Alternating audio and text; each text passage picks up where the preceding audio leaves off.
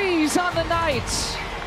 And in enemy territory gets this kind of salute as she exits the game. Caitlin Clark versus Angel Reese was a movie. From what felt like enemies at the start of the season to playing together in the All-Star game, Caitlin and Angel have been the conversation all year. But the last matchup of the season was not what everyone expected at all. So grab your popcorn and let's get to it. The last game was off the rails for everyone. Both Caitlin and Angel broke WNBA records, and both of them are changing the game. On this night, Caitlin passed Courtney Vandersloot for the most 20-plus point and 10-plus assist games in a season in WNBA history. As for Angel, she passed Tina Charles for the most rebounds by a rookie in WNBA history. All that aside, it's been a long year debating who is the Rookie of the Year. But to our surprise, both Caitlin and Angel have mentioned they don't even care about the race.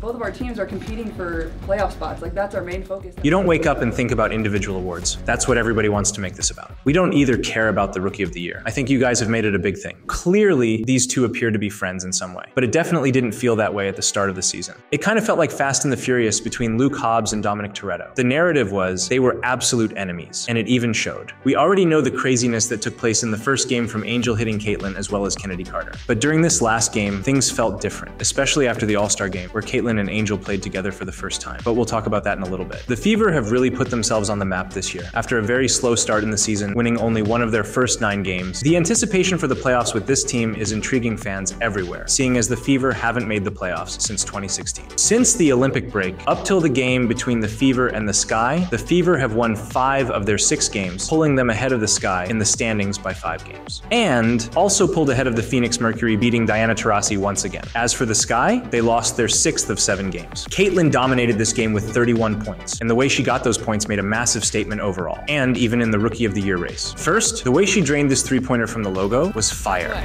Working it around here for the Fever. Good ball movement on this possession. Logo shot! But these next 2 shots reminded me of Steph Curry's golden dagger shot in the Olympics. Lovely dribble, puts it up. A 15-2 extended run from the end of the first quarter. Clark again. Assists, 15 points in the first half, looking to add to her. That first one over 2 defenders after running in and making the quick shot is next level. And by the time we get to the second one in the third quarter, Caitlin is up against 2 defenders again. But you can see that Camila Cardoso and Rachel Banham just look like they're not even gonna try to stop Caitlin at this point.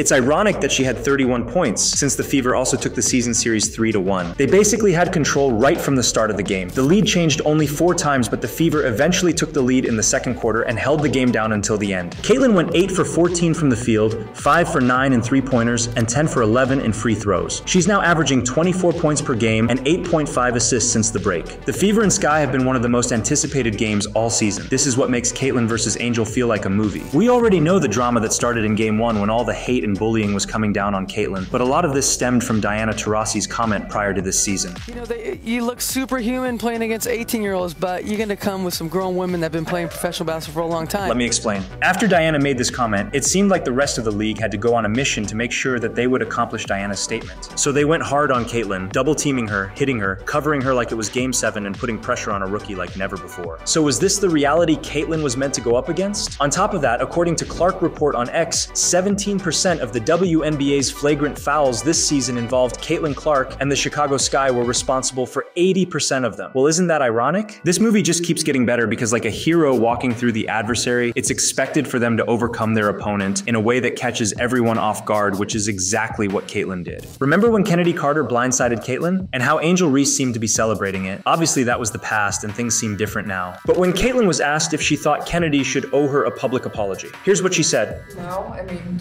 basketball is competitive. I get it. You know, sometimes your emotions get the best of you. It happened to me multiple times throughout the course of my career. People are competitive. It is what it is. You know, and she's having a tremendous season. She's played great basketball in my eyes, probably in first place for 6th Player of the Year. Now, if you want to see more on how Caitlin overcame the hate in the W, check out our Caitlin Clark Shuts Down the Hate video. This is why they can't stand Caitlin, but that's another conversation for another time. At the end of the day, Caitlin is making the WNBA look foolish. As the season progressed, the debate between Caitlin and Angel for the ROI became a massive staple this year. After everything went down in Game 1, it created a ton of attention in the WNBA, and people were curious whether things would get heated again or not. Walking into Game 2, things were a little different, though still competitive. competitive. Caitlin led the Fever with 23 points, 9 assists, and 8 rebounds. As for Angel, she only put up 11 points, but had 13 rebounds. Fans cheered every time Kennedy or Angel drew a foul. Angel lost her cool after foul number 5, and the refs had to assess a delay of game warning for the frustrated Angel Reese. Here's what she said after the game. Either I'm going to be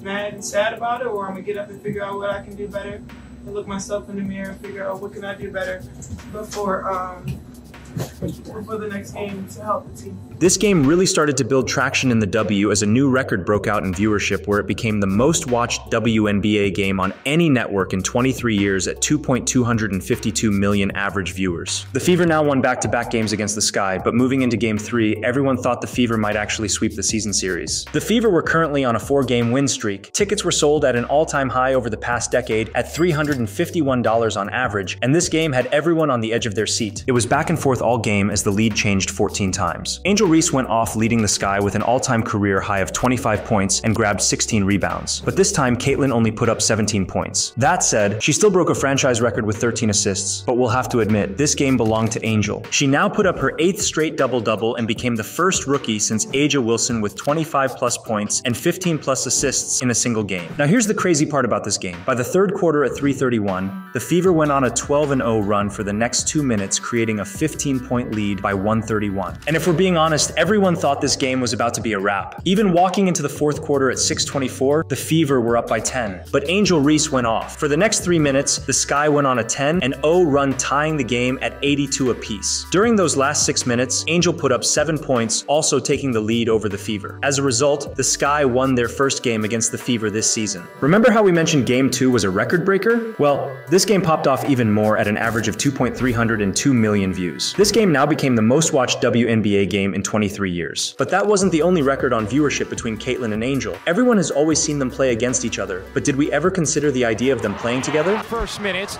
Clark, the flick ahead, oh what a dime from Clark! The hesitation, the take, the lead, Reese the lay! I'm excited.